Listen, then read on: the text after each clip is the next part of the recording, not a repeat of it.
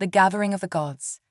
In the heart of the cosmos, a thunderous slam echoed through the chamber of the 500 gods of life.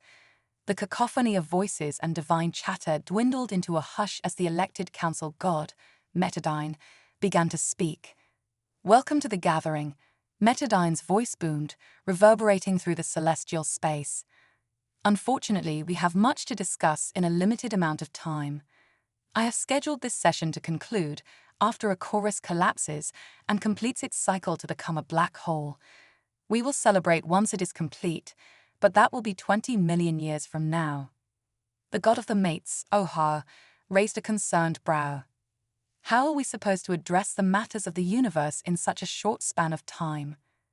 His sorrowful expression reflected his struggle to shut out the prayers of his followers reaching him during the gathering.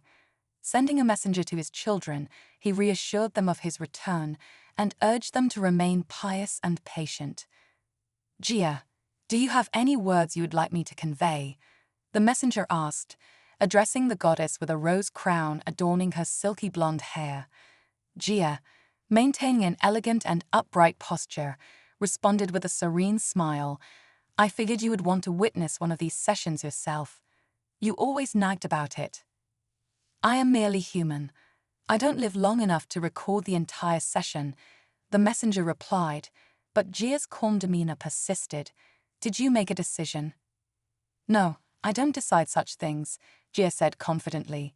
Just then, the council god, growing impatient, interjected.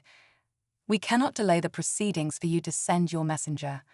The chamber is waiting."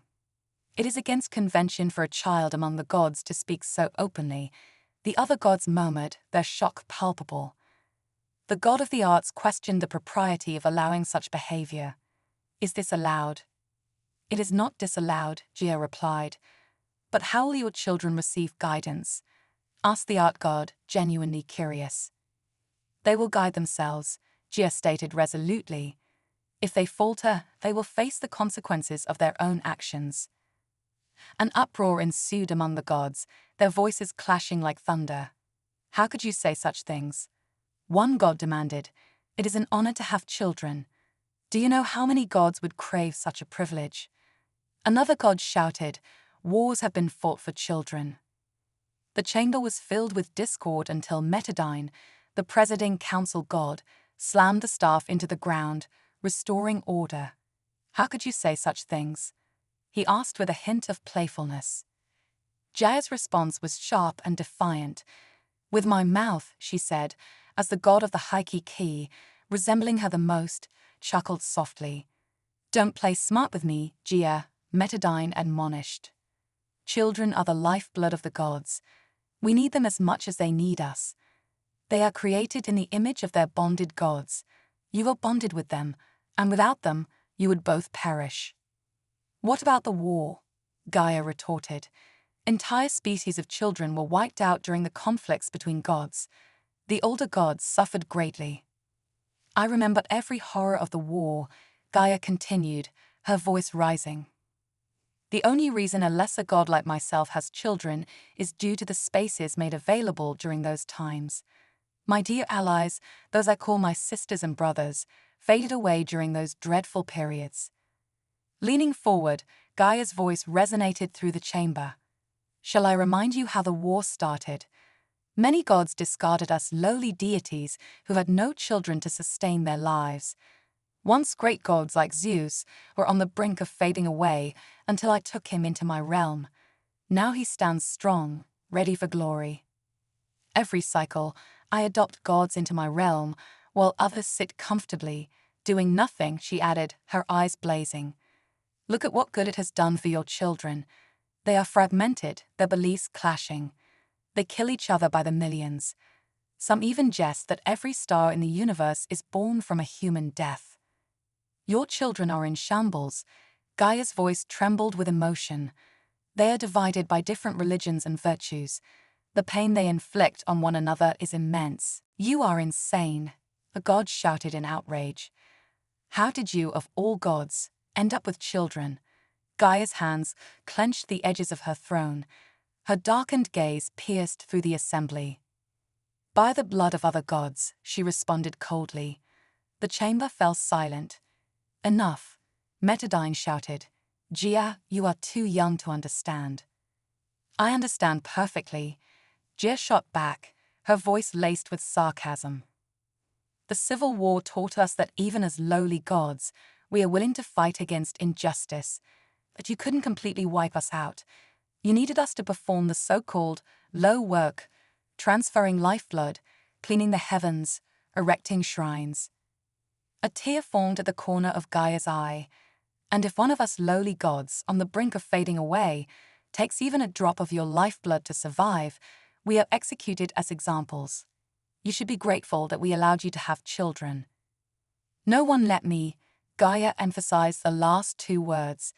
"You promised us seats in the Council of Life, but all we received was single-celled ocean dwellers, not even intelligent enough to comprehend their own existence."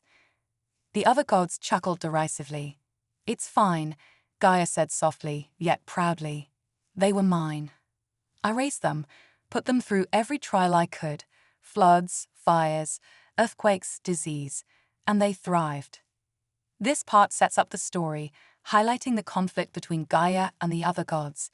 It establishes the high stakes and sets the tone for the rest of the narrative. Let me know when you're ready for part 2, or if you need any adjustments. The divine conflict.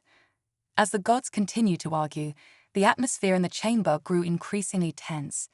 The air crackled with divine energy, and the whispers of ancient conflicts resurfaced. The council god Metadine attempted to restore order. "Let us not be consumed by this quarrel," he said, his voice commanding calm. "We are here to discuss matters of great importance, not to engage in personal vendettas." Gaia, undeterred, stood her ground. "It is not personal," she declared. "It is about the truth of how we, as gods, treat our creations. The way you view my children is a reflection of your own failings." The god of the mates, Ohar, who had been silent for some time, finally spoke. "Perhaps there is wisdom in Gaia's words," he said cautiously. "We should consider if our methods are truly in the best interest of our children." A murmur of agreement rippled through the chamber. The god of the arts, though initially skeptical, nodded thoughtfully. "Our role as gods is to guide and nurture," he said. "If we fail in that, we must ask ourselves why." The other gods exchanged glances, their expressions ranging from contemplation to stubbornness. Metadine raised his hand, signaling for silence.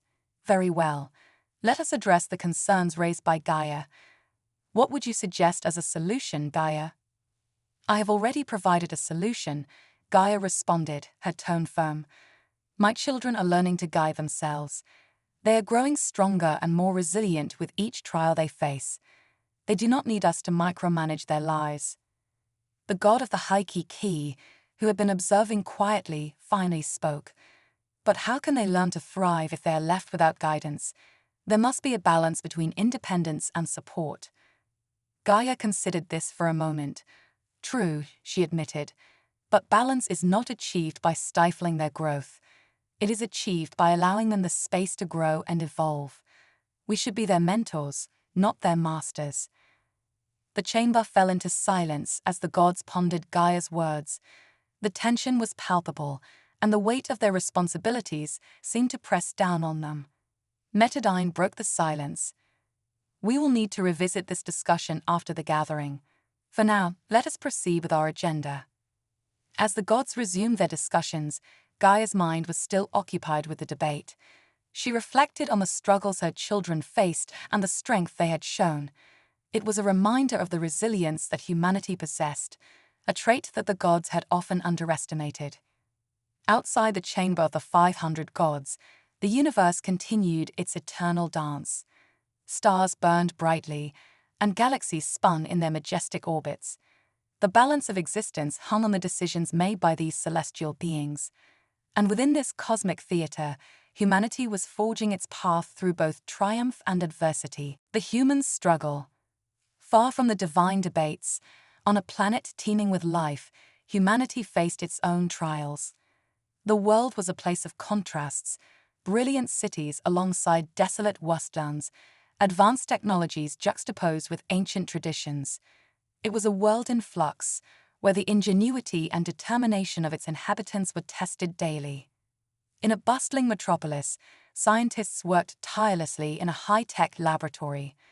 Their goal was to solve a critical energy crisis that threatened to plunge their world into chaos. The lead scientist, Dr. Elena Ramirez, was known for her relentless pursuit of solutions. Her team had been working around the clock, and the pressure was mounting. "Dr. Ramirez, we've made a breakthrough," said one of her colleagues, excitement evident in his voice. "Our latest prototype is showing promise. We might be able to harness energy from an entirely new source." Elena's eyes lit up with hope. "Let's see the data," she said, her voice steady despite the exhaustion she felt. The team gathered around the prototype, a marvel of engineering designed to extract energy from the planet's core.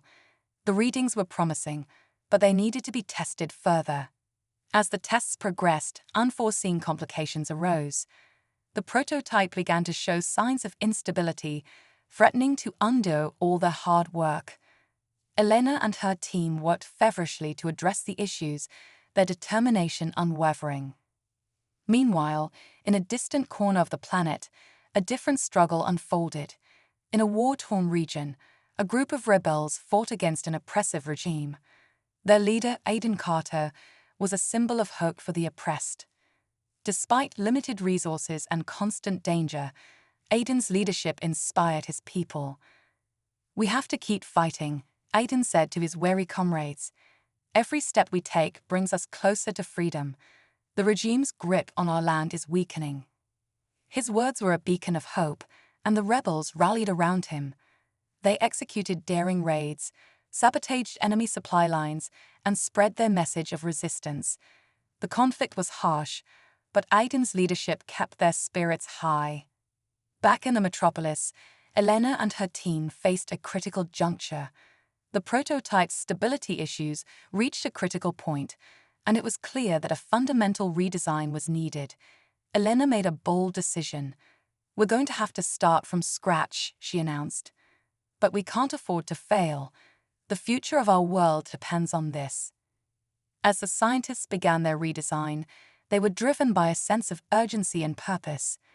They knew that their work could save countless lives and preserve the planet's future. In both the laboratory and the battlefield, humanity's resilience was on display. Whether fighting against a tyrannical regime or battling an energy crisis, the determination and ingenuity of individuals like Elena and Aiden shaped the course of their world. The turning point. As the gods convened for another session, the tension from their previous discussions still lingered. Metadine addressed the assembly, focusing on the need to understand and adapt to the challenges faced by their creations. "We must acknowledge the progress and setbacks our children experience," he stated. "Their struggles reflect our own shortcomings." Gaia, still engaged in her advocacy, observed with a mix of hope and skepticism. The god's willingness to consider her perspective was a step forward, but she knew that true change required action. The god of the arts, inspired by the debates, proposed a new approach to guiding their creations. "Let us create a series of mentorship programs," he suggested. "These programs will offer guidance without interfering in the natural development of our children. We can provide support while allowing them to grow on their own terms." The proposal was met with a range of responses. Some gods were enthusiastic about the idea, seeing it as a way to strike a balance between intervention and independence. Others were wary, concerned that it might still impose constraints on the free will of their creations. In the meantime, on the planet below, the humans continued their respective struggles. Dr. Ramirez and her team faced a crucial test of their redesigned energy prototype. The new design was innovative but required precise calibration to ensure safety and efficiency. With the prototype finally operational, Elena held her breath as the first test began. The prototype hummed with energy, and the readings were stable. "We did it," she said, her voice filled with relief and pride. "We found a sustainable energy source." The success of the prototype was celebrated as a major breakthrough. It promised to address the energy crisis and improve the quality of life for countless people. Elena's determination and the resilience of her team had paid off. On the other side of the world, Aiden Carter and his rebels continued their fight against the oppressive regime. The tide of the conflict began to turn in their favor as they gained support from other regions and allies. Their efforts were paying off, and the hope for a free and just society grew stronger. Back in the Chamber of the Gods, Metadine announced the implementation of the mentorship programs. "We will initiate this program as a pilot project," he said. "Our goal is to provide meaningful support without compromising the growth of our children." Gaia felt a sense of cautious optimism. The gods were taking a step toward understanding and aiding their creations, but she knew that true progress required continuous effort and reflection. The mentorship programs were a beginning, not an end. As the gods continued to discuss and refine their approach, the divine and mortal realms were intertwined in a dance of change and growth. The struggles and triumphs of humanity echoed through the cosmos, reflecting the evolving relationship between gods and their creations.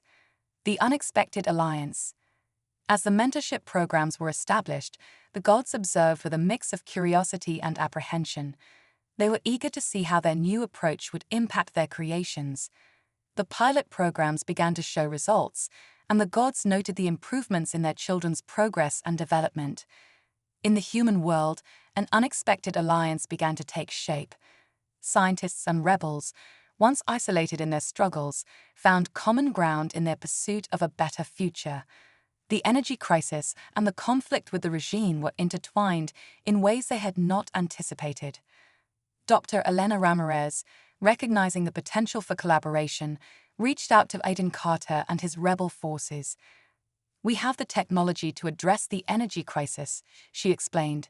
"If we combine our efforts, we can make a significant impact on the regime's ability to oppress and control." Aiden, though initially skeptical, saw the value in the alliance. "Our fight for freedom is about more than just the regime," he said. "It's about creating a future where everyone has a chance to thrive. Your technology could be a game changer." The collaboration between the scientists and rebels proved fruitful. They devised a plan to use the new energy technology to undermine the regime's infrastructure. The combined effort of the rebels' guerrilla tactics and the scientists' technological innovations began to shift the balance of power. As the human world experienced this unexpected alliance, the gods observed with interest. They saw how cooperation and innovation were driving positive change. The mentorship programs had provided the support needed for their creations to forge new paths and overcome challenges. In the Chamber of the Gods, Metadine and the other deities discussed the progress of the pilot programs. "Our children are demonstrating remarkable adaptability and creativity," Metadine remarked. "It is evident that our support has made a difference." Gaia, though pleased with the developments, remained vigilant. "We must continue to observe and adjust our approach as needed," she said. "True progress requires ongoing effort and adaptability." The gods' commitment to their mentorship programs and the growing alliance among their creations reflected a new chapter in their cosmic relationship. The struggles and successes of humanity were a testament to the power of collaboration and resilience. The triumph of unity. As the alliance between scientists and rebels strengthened, the human world began to see tangible results. The energy technology developed by Dr. Elena Ramirez and her team was being used to dismantle the oppressive regime's control over resources. The regime's power waned as the rebels gained ground, their efforts amplified by the new technology. In the heart of the capital city, a decisive battle took place. The rebels, armed with advanced energy weapons and supported by a coordinated strategy, launched a major offensive against the regime's stronghold. The fight was fierce, but the combined strength of the rebels and the technological advantage proved formidable. Amidst the chaos, Aiden Carter led his forces with unwavering determination. His leadership inspired his troops, and their resolve was evident as they pushed forward. The regime's defenses were overwhelmed, and the once mighty stronghold fell. With the regime's collapse, the people celebrated their newfound freedom. The energy technology not only provided power, but also symbolized hope and renewal. Dr. Elena Ramirez and her team were hailed as heroes, their contributions instrumental in securing a brighter future. As the celebrations unfolded, the gods observed with a sense of accomplishment. The mentorship programs had fostered growth and resilience, and the unexpected alliance had led to significant change. The success of their creations was a testament to the positive impact of their guidance. In the Chamber of the Gods, Metadine addressed the assembly. "Our children have achieved a remarkable victory," he said. "Their unity and determination have brought about profound change. We should take this moment to reflect on the lessons learned." Gaia, reflecting on the triumph, spoke with a mix of pride and caution. "The progress we have seen is a testament to the potential of our creations," she said, "but we must remain vigilant and continue to support them as they navigate the challenges ahead." The gods agreed that the experience had been valuable. The mentorship programs would be expanded, and their approach to guiding their creations would be refined. The divine realm had witnessed the power of unity and collaboration, and it had left a lasting impression on the gods. A new era. With the regime overthrown and the energy crisis resolved, the human world entered a new era of prosperity and growth. The alliance between scientists and rebels had forged a path to a brighter future, and the lessons learned were applied to build a more equitable and sustainable society. Dr. Elena Ramirez and her team continued to advance their technology, ensuring that it served the needs of all people. The rebels, now leaders in their own right, worked to rebuild their communities and promote peace. The collaboration that had once been born out of necessity now flourished as a symbol of hope and progress. In the divine realm, the gods observed the unfolding changes with a sense of fulfillment. The mentorship programs had proven successful, and the relationship between gods and their creations had evolved. The gods recognized the importance of their role as guides and supporters, rather than controllers. Metadine convened a final session of the gathering, reflecting on the journey of the past cycles. "We have witnessed the strength and resilience of our children," he said. "Their triumphs and challenges have taught us valuable lessons about our own responsibilities." Gaia, looking back on the debates and conflicts, expressed a hopeful vision for the future. "We have seen what our creations are capable of when given the right support," she said. "Let us continue to nurture their growth and honor their potential." The gods agreed to continue their commitment to the mentorship programs and to adapt their approach as needed. The experience had deepened their understanding of the delicate balance between guidance and independence. As the gathering concluded, the gods looked out upon the universe with renewed purpose.